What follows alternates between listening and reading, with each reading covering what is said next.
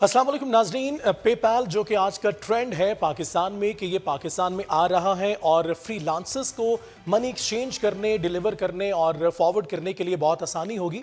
इस हवाले से क्या सूरत हाल है, हमारे साथ मौजूद हैं हमारे मेहमान डॉक्टर हसनैन, इकोनॉमिस्ट हैं, उनसे हम बात करते हैं। डॉक्टर साहब बहुत शुक्रिया आपका।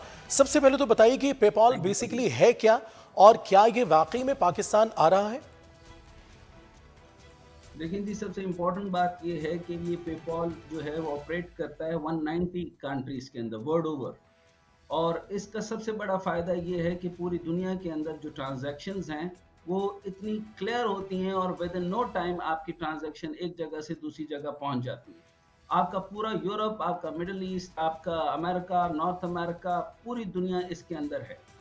सबसे इम्पोर्टेंट बात ये है कि पाकिस्तान के अंदर ये आ रहा है या नहीं आ रहा। रीसेंट एग्रीमेंट हुआ है और इसकी एग्रीमेंट विद ऑल, यानी आप यूँ समझ लें कि सारी जो इसकी क्रेडिट लाइंस हैं या फुल फ्लेज जो इनका एडिशंस हैं उसके साथ नहीं आ रहा। अभी सिर्फ सिंगल अरेंजमेंट की बात हुई है जिसके अंदर सिर्फ और सिर्फ रेमिटेंसेस आपके एक्सचेंज हो सकेंगे। रेमिटेंसेस का मसला दुनिया में सबसे बड़ा है। अभी तक सबसे ज्यादा हवाला और हुंडी होती है और बैंकिंग चैनल के थ्रू करें तो ट्रांजैक्शनल अमाउंट जो है वो इतनी ज्यादा होती है और इंटरेस्ट रेट उसके ऊपर डल जाते हैं। तो एक गरीब आदमी फॉर एग्जांपल $2000 भी घर भेजता है तो एक तो बैंक के चार्जेस होते हैं, इंटरेस्ट रेट पड़ जाता है, उसके बाद कटिंग हो जाती है।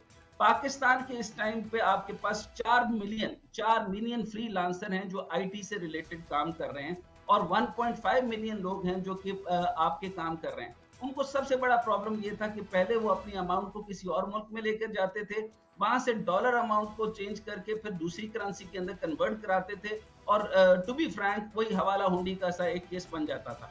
आपने देखा होगा कि देहातों के अंदर, पाकिस्तान के अंदर, मुख्तलिफ शहरों के अंदर इतना ज्यादा टिकटॉक है, वीडियोस बना रहे हैं लोग, चैनल्स पे काम कर रहे हैं, फ्रीलांसर हैं, उनकी तनख्वाहें आती हैं। तो अब सबसे बड़ा मसला, अगर पाकिस्तान में जो मुझे सिर्फ एग्रीमेंट तक का पता है कि एग्रीमेंट पे उनकी सिर्फ बात हुई है, अभी मेमोरेंडम ऑफ अंडरस्टैंडिंग हुई है, अभी ये फाइनलाइज नहीं हुआ कि ये एक्सचेंज हो रहा है। और हुआ तो सिर्फ इंडिविजुअल पे पॉल की जो ऑफर है वो थर्ड पार्टी के साथ हो रही है और थर्ड पार्टी का नाम है पे ओनर, पियोनर। पियोनर जो है वो पाकिस्तान की थर्ड पार्टी कंपनी है, यानी आमतौर पे पेपॉल जो है वो डायरेक्टली किसी मुल्क में आता है जिसकी वजह से उसके ट्रांजैक्शंस बेहतर होते हैं। नॉर्मली उसके बहुत सारे एजेंडास हैं, यानी सबसे ज्यादा फायदा वो कमर्शियल मार्केट को देता है, सप्लायर्स को देता है, डायरेक्ट पेमेंट्स हो जाती हैं, आपका स्मार्टफोन के ऊपर उसका एक्सेस होता है और आप देख सकते हैं कि आपका प्रोडक्ट कहाँ से कहाँ तक जा रहा है।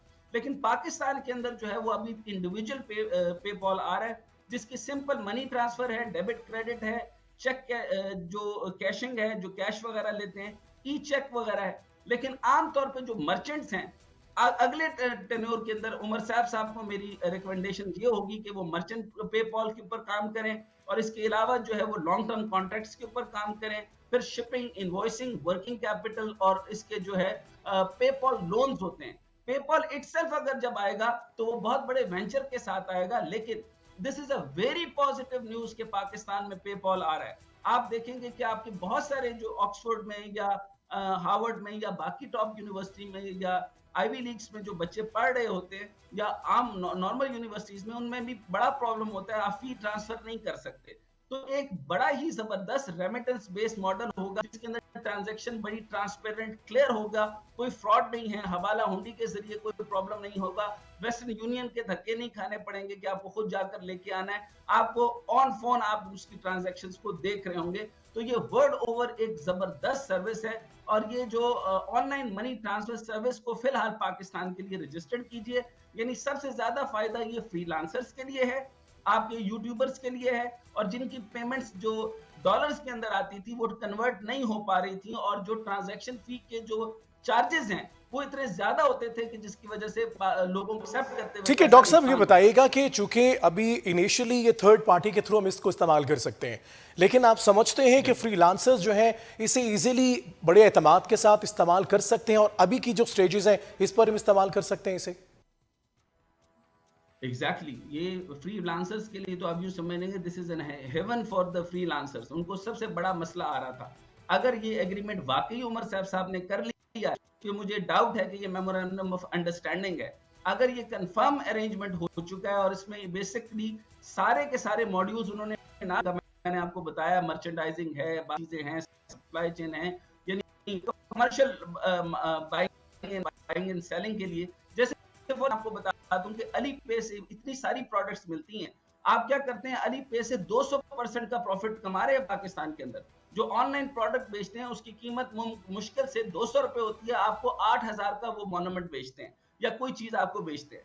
तो होना ये चाहिए कि वहां से डायरेक्ट जब आपका पेपॉल इधर आ जाएगा तो उसकी पेमेंट ट्रांजैक्शन और फिर सप्लाई चेन आपको तकरीबन से 9 दिन के मार्जिन के अंदर मिल जाया करेगी, बहुत ज्यादा भी हो तो पेपॉल जो है वो ट्रांजैक्शंस को बेहतर करेगा।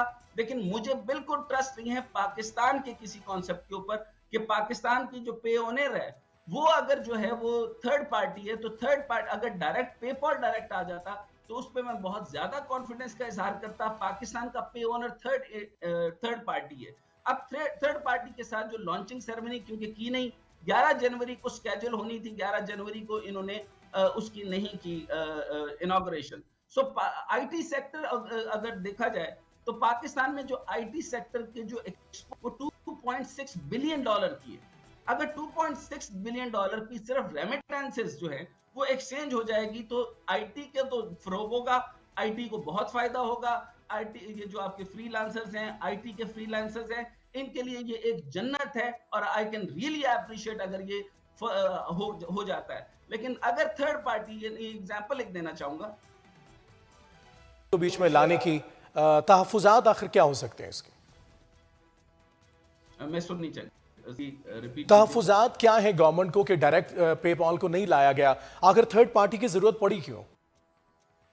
नहीं, ये तहफ़्फ़ुज़ात पेपॉल को होंगे, पाकिस्तान को नहीं होंगे। चाहेगा कि पेपॉल डेफिनेटली आए, लेकिन पाकिस्तान जिस तरह स्टारबक्स है वो पाकिस्तान में नहीं आता। इसी तरीके से एक यूएफसी का मैं आपको नाम बताऊं, एक इंटरनेशनल यानी यूएफसी पूरी दुनिया को पता है, उसके अंदर गेमिंग होती है, पंचिंग होती है, बहुत बड़ी एक्सरसाइजेज होती हैं। वो एम्बेजलमेंट गए हैं वो थर्ड पार्टी, और वो उन्होंने अपने ऑपरेशन यूएफसी के यहाँ बंद कर दिए, तो बहुत बड़ा नुकसान हुआ। तो इसी तरीके से मुझे डर ये है कि थर्ड पार्टी पाकिस्तान से अगर है और उसकी अगर अकाउंटेबिलिटी सही से नहीं है, उसकी मॉनिटरिंग अगर सही से नहीं है, तो किसी किस्म की एम्बेजलमेंट ना हो जाए। लेकिन ये बहुत ही, अगर पेपॉल खुद आता है या अगर फ्रीलांस भी है और गवर्नमेंट इसकी गारंटी दे रही है, तो मेरा ख्याल है कि ये बहुत ही अच्छा मॉडल है, देहातों तक पहुंच जाएगा, रेमिटेंसेस पहुंच जाएंगे, किसी किस्म का प्रॉब्लम नहीं रहेगा। 2 बिलियन आपकी जो सेल्स हैं वो, और इसके अंदर इंपॉर्टेंट चीज ये है कि अगर ये जो in case of failure of the payment installment, Pakistan जो टेलीकम्युनिकेशन अथॉरिटी, ठीक है, बहुत शुक्रिया। इकोनॉमिस्ट डॉक्टर हसनैन साहब हमारे साथ थे। नाजरीन, अभी के लिए इतना ही।